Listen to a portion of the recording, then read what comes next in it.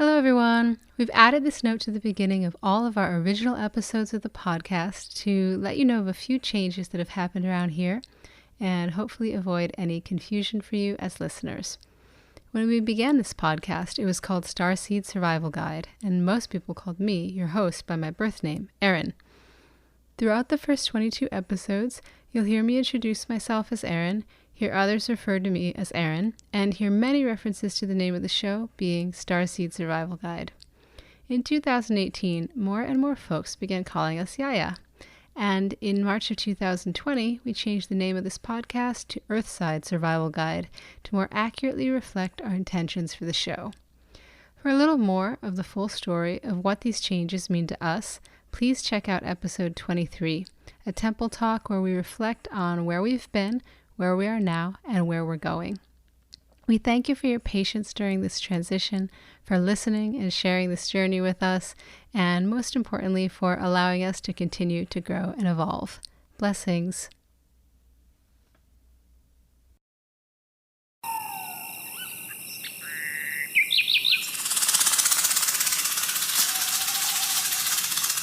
And as I call in the east, I walk into the stream. And as I call in the south, I bring water to my mouth. And as I call in the west, the creek swallows my chest. And as I call in the north, I am swallowed by her soul.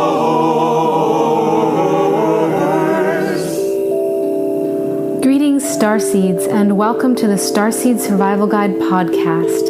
I'll be your host, Erin Rivera Merriman, and I'm honored to facilitate a place for us to virtually gather to be seeded, activated, and germinated by the infinite well of galactic and terrestrial wisdom that is available to all in every moment.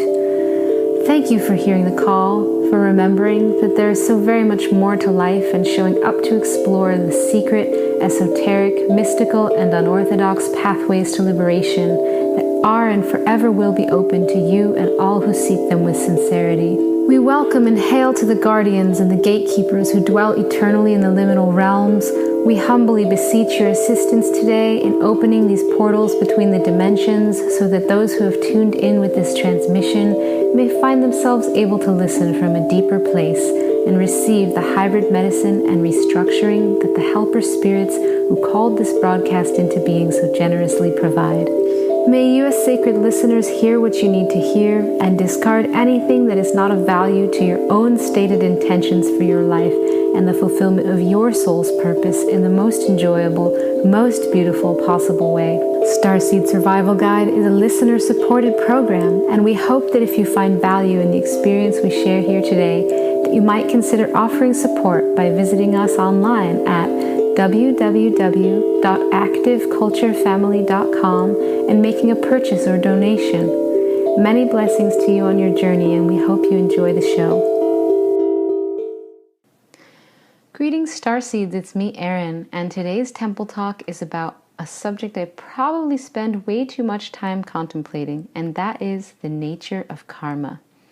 If you're like me, you may have first heard this word karma in the song by John Lennon and Yoko Ono and the Plastic Ono Band entitled Instant Karma.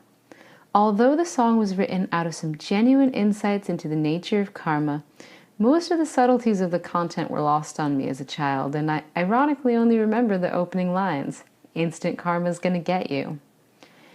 Karma is often simplified to mean the law of cause and effect. In the West, this concept of karma was received into our existing Judeo-Christian framework that leads to a popular notion that unpleasant things happening in the present are the result of our karma, or punishment of some kind for past actions. I'm here today to tell you it doesn't work this way. If you get one thing out of the next 10 minutes, I hope it is that you will at least begin to consider the possibility that karma is not punishment. It's not penance. I'm going to say it again because it's that important to me. Karma is never, ever a punishment. That is a Western gross misinterpretation of the nature of karma, which makes karma some kind of boogeyman or force outside of ourselves to contend with. In a third dimensional sense, karma is an ally. And when we begin to open to the fourth dimension and beyond, where opposites are understood to be two arbitrary points on the same spectrum, where perception of otherness just kind of melts back into oneness, we see that more than an ally to the higher self, karma is an extension of our higher self, the means by which we ensure that we seek out the experiences our soul must have in order to become what we most desire to become. So karma is the force by which our souls are able to continually draw to ourselves these experiences that we believe will have the greatest potential to communicate to us what we ourselves are deeply desiring to learn and the wisdom that we are longing to have. So karma is this amazing blessing, like getting to go to the graduate school of our choice for free. So we'll draw to ourselves those experiences most capable of illustrating to us whatever it is in our belief system or personal mythology that needs to be jettisoned in order for us to be happy. We will magnetize these perfectly designed educational experiences as many times as necessary to ensure that we got the right message out of any relationship or life experience. So karma is in fact a most generous of teachers because she lets us take the final exam over and over again until we pass. To give a very simple example of how we misunderstand karma, two people go to the beach. One puts sunscreen on, the other doesn't. One gets burned, the other doesn't. The sunburn is not your karma for not putting sunscreen on. A sunburn fades in a few days and is forgotten. Your karma is the lasting impact that this experience has on your timeless being, if any. So if the experience causes you to regard the sun with more respect and to take appropriate measures to expose yourself to the desired amount of sun in the future, then you've learned a lasting lesson, and that experience becomes part of the wisdom of your direct experience or your dharma. Maturity is when you have enough awareness to create a set of best practices around what you know to be true and beneficial to your well-being, with mastery occurring when those best practices have repeatedly proven to create greater harmony in your life, and when they go beyond being good habits and become as natural to you as breathing. If, because of other untrue belief systems you already have in place, you regard this experience of getting a sunburn as proof of your theory that you have it harder than other people, or are never allowed to have any fun, for example, then it becomes part of your karmic burden. Our karmic burden is simply the collection of everything that we believe that is not actually true and not serving our well-being. So when I speak of karma, I'm speaking of an accumulation of self-limiting beliefs that are the result of one of two things. Either having experiences that we're not capable of integrating at our current level of development, thus repressing or storing them somewhere in the body, often the yoni for women and the prostate gland for men, to be processed later when we are capable of extracting the wisdom from those experiences, or it can be the result of living life at a pace that does not honor and make time for maintenance. We must slow down in order to be conscious of the meaning we're making out of what we experience, in order to be at choice as to what story we will carry with us moving forward.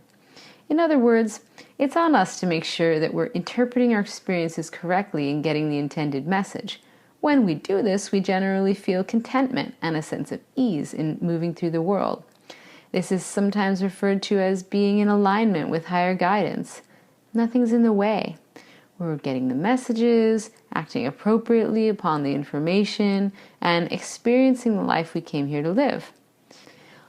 I'm really passionate about helping people better understand what karma is and what it's not, and love to explore new modalities for both heavy-duty work, such as supporting people in addressing PTSD, and also modalities that educate individuals as to how to perform more routine daily maintenance on their karmic load. Some of my personal favorite modalities have included yoni egg practice, sacred spot massage, violet alchemy energy work, and I'm also available for private session work in this realm in the form of a 6-week supported karma clearing journey working with herbal allies that results in a clarity and insight into the nature of your soul contract, and as such is ideal for assisting individuals in times of confusion, stagnation, and transition. You can find out more about this and my other offerings and projects by visiting www.activeculturefamily.com/sessions. Thanks so much for listening. Thank you for coming back and not forgetting about taking the time to make the passage, walking affirmation through all of your initiation, being on time for the celebration, showing up with the celebration, showing up remembering you're one of us. Beloved, it's been 1,000 years. Love driving tears. We're here. We're here. We're here. We're here. We're here.